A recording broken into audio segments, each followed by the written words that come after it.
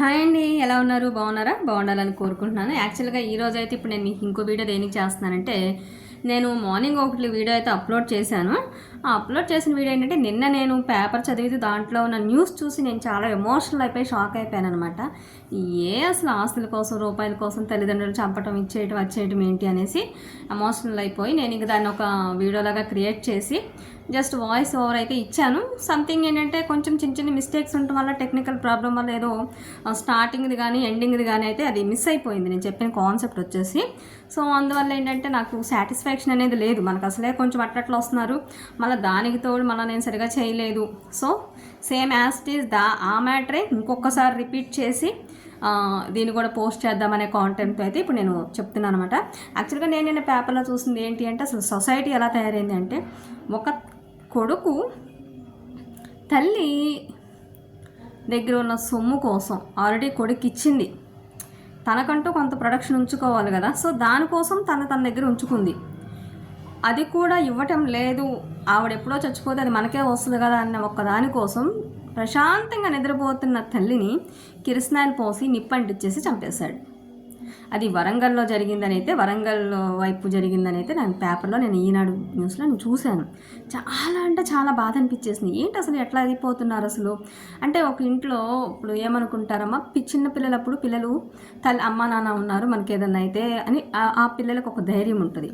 So అదే తల్లిదండ్రులు పెద్దవాళ్ళు అయిపోయిన తర్వాత మన పిల్లలు ఉన్నారు కదా, మన వాళ్ళు ఉన్నారు కదా అనే ఒక ఆత్మస్థైర్యంతో కంటి నిండా పడుకోవడానికి ట్రై చేస్తారు.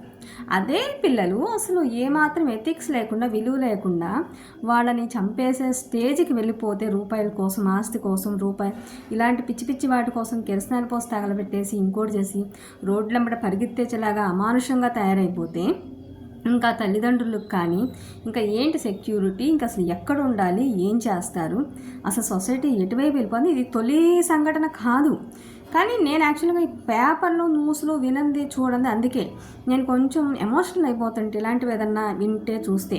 సో జనరల్గా చూడను. సో ప్రశాంతంగా ఆదివారం కదా కొంచెం అని అటు ఇటు తిరుగుతా పక్కన ఆంటీ వాళ్ళ పేపర్ అయితే ఉంటూ నేనైతే చూసి తీస్తే నాకైతే చాలా షాక్ అనిపించింది అనమాట. చూడటమే టక్కన కొంచెం ఒళ్ళంతా ఇదనిపించేసేసి పేపర్ అయితే అవతల పడేసేసేసి ఇంకా లోపలికి వచ్చేసి కూర్చున్నాగా నేను డైవర్ట్ అవ్వలేకపోతున్నాను. సేమ్ అదే కాన్సెప్ట్లోనే నేను వీడియోకి అయితే వాయిస్ ఇస్తూ చేశాను. అది కొంచెం ఫోన్ టెక్నికల్ ప్రాబ్లం వల్ల డిఫరెంట్గా కూడా అనిపించింది.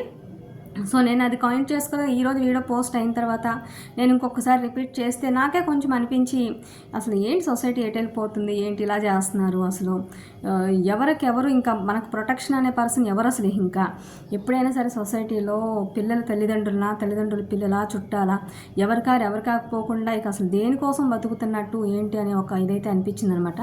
సో జనరల్గా అన్నీ మీతో షేర్ చేసుకున్నట్టు ఇది కూడా మీతో షేర్ చేసుకుంటున్నాను. మీ లక్ష్మి. ప్లీజ్ లైక్, సపోర్ట్ మీ. Thank you.